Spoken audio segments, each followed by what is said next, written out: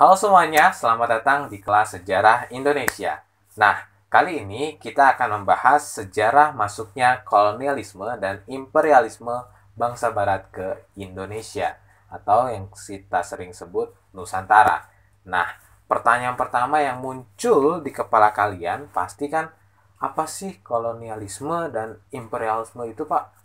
Nah, jadi kolonialisme dan imperialisme itu adalah sistem yang digunakan oleh suatu bangsa untuk menguasai atau menaklukkan ataupun mengendalikan bangsa lain.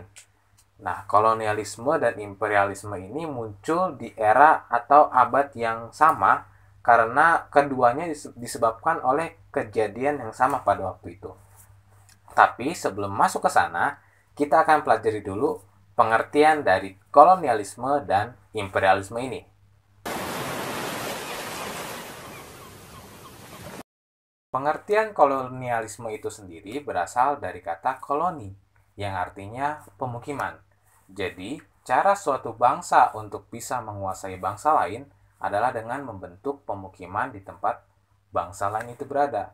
Contohnya, ketika satu bangsa melakukan banyak transaksi perdagangan di bangsa lain, ia berusaha untuk membangun pemukiman-pemukiman kecil di wilayah tersebut, sehingga ia bisa semakin besar dan akhirnya bisa menguasai sumber daya alam di tempat tersebut. Nah, sedangkan imperialisme itu berasal dari kata imperator yang artinya memerintah. Jadi, cara suatu bangsa untuk menguasai bangsa lain adalah dengan cara mengambil tongkat pemerintahan bangsa lain itu. Ketika suatu bangsa yang didatangi memiliki pemerintahan yang tetap, nah datanglah para penjajah ini yang akan menerapkan imperialisme. Mereka datang dan merebut kekuasaan dari bangsa tersebut, sehingga mereka mengganti kekuasaannya, mengganti ideologinya, dan juga menanamkan nilai-nilai yang para penjajah itu inginkan. Perbedaan kolonialisme dan imperialisme terletak pada tujuannya. Kolonialisme berfokus pada penguasaan suatu wilayah dengan sumber daya alam tertentu untuk dibawa kembali ke negeri asal penjajah. Sementara imperialisme itu berfokus dalam penguasaan politik dan pemerintahan negara lain untuk memiliki pengaruh terhadap negara tersebut. Jadi imperialisme ini lebih kepada menguasai dan memerintah langsung negara jajahannya, sedangkan kolonialisme itu lebih kepada usaha untuk mengambil sumber daya alamnya lalu dibawa pulang lagi ke negara si penjajah.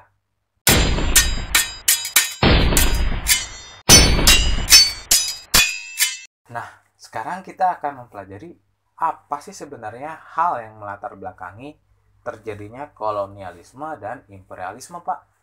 Nah, latar belakang terjadinya kolonialisme dan imperialisme pada awalnya disebabkan kekalahan Kekaisaran Romawi atas Turki Utsmani, yaitu kekalahan di kota Konstantinopel.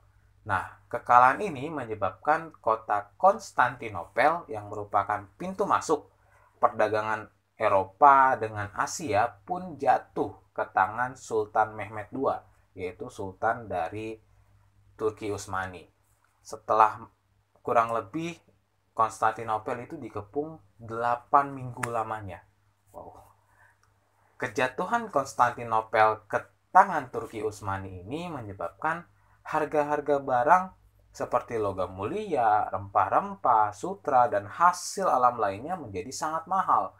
Harganya melambung tinggi karena Turki Utsmani menutup akses masuk negara Eropa ke Asia untuk mengambil barang-barang yang mereka inginkan.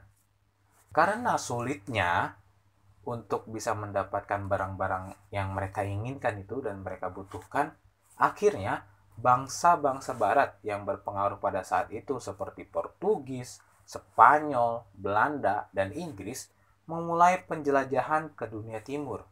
Penjelajahan itu menggunakan jalur laut karena jalur darat sudah ditutup dan dikuasai oleh Turki Utsmani. Penjelajahan berbulan-bulan hingga tahunan dipersiapkan dengan begitu matang, mulai dari mempersiapkan awak kapal, bahan makanan, hingga kapal-kapal besar, kapal-kapal terbaik yang mereka kirim untuk bisa melakukan penjelajahan mengarungi samudra. Dan tentu saja mereka juga mempersiapkan apa yang akan mereka lakukan jika sudah sampai dan menemukan dunia baru di wilayah timur.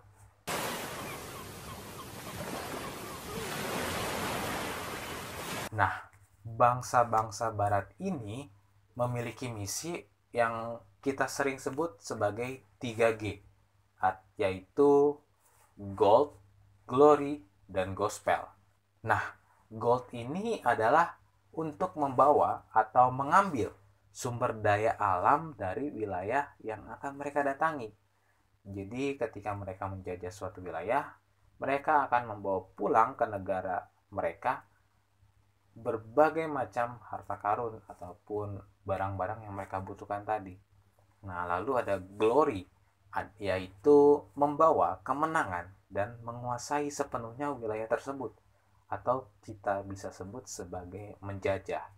Jadi negara-negara seperti Portugis, Spanyol, Inggris, dan Belanda, mereka menginginkan kemenangan di wilayah yang mereka injaki. Yang ketiga adalah gospel, yaitu misi untuk menyebarkan kekristenan ke seluruh wilayah yang mereka datangi dan kuasai. Lalu gimana sih caranya bangsa Eropa itu untuk bisa menyebarkan gospel ataupun Injil di wilayah jajahannya? Seperti salah satunya adalah Nusantara. Ada dua hal yang dilakukan bangsa-bangsa barat, yaitu dengan mengirimkan misionaris dan juga membangun gereja-gereja di tanah jajahan mereka. Nah, sekarang kalian tahu kan gimana caranya bangsa Eropa menyebarkan gospel atau Injil di Nusantara, khususnya di tanah Jawa.